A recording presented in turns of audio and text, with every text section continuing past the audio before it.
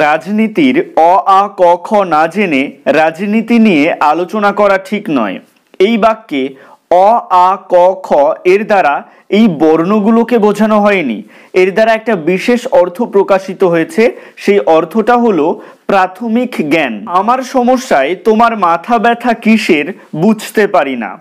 এই বাক্যে মাথা ব্যথা শব্দের দ্বারা মাথা যন্ত্রণা বা মাথায় বেদনাকে বোঝানো হচ্ছে না, এই শব্দের দ্বারা গরজ বোঝানো হচ্ছে। অর্থাৎ আমার সমস্যা, অন্য লোকের গরজ বেশি। তো এই ধরনের যে সমস্ত শব্দ বা শব্দ সমষ্টি আভিধানিক অর্থে ব্যবহৃত না হয়ে, অর্থাৎ অভিধানে এর আসল অর্থ যা সেই অর্থে ব্যবহৃত না হয়ে যখন বিশেষ অর্থে ব্যবহৃত হয় তাকে বলা হয় বাগধারা। কি বলা হয়? বাগধারা। এমন আরো কিছু উদাহরণ হলো, এমন এঁচড়ে পাকা ছেলে দুটি দেখিনি।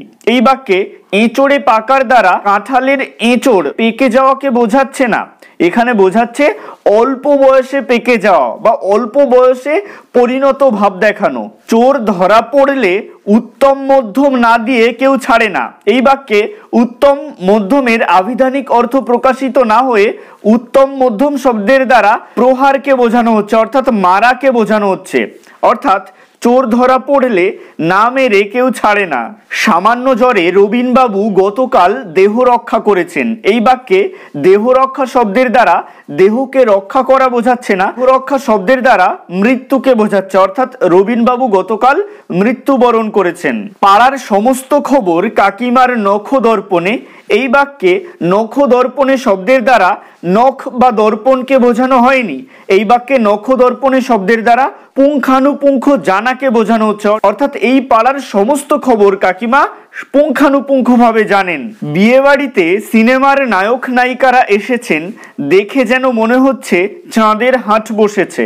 এই বাক্যে চাঁদের হাট শব্দের দ্বারা অনেকগুলো চাঁদ হাটে বসেছে তা কিন্তু নয়, এই বাক্যে চাঁদের হাট শব্দের দ্বারা আকর্ষণীয় ব্যক্তিদের সমাবেশকে বোঝানো হচ্ছে। এগুলো সব বাগধারার উদাহরণ। তবে এ প্রসঙ্গে বলে রাখি, বাগধারা আর প্রবাদ প্রবচন কিন্তু এক নয়। প্রবাদ প্রবচনের ক্ষেত্রে একটা সম্পূর্ণ বাক্যের দ্বারা বিশেষ অর্থ প্রকাশিত হয়।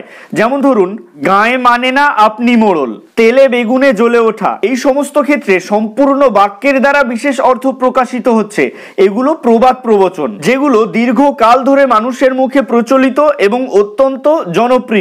আর বাগধারা কিছু শব্দ বা শব্দগুচ্ছ যেগুলো বিশেষ অর্থে প্রকাশিত হয়। বাগধারার ক্ষেত্রে কিন্তু সম্পূর্ণ বাক্য থাকে না, একটা শব্দ থাকে বা শব্দগুচ্ছ থাকে। আশা করছি বাগধারা সম্পর্কে একটা স্পষ্ট ধারণা আপনাদের দিতে পারলাম। আপনাদের জানা কিছু বাগধারা নিয়ে কমেন্টে বাক্য রচনা করতে অনুরোধ রইল।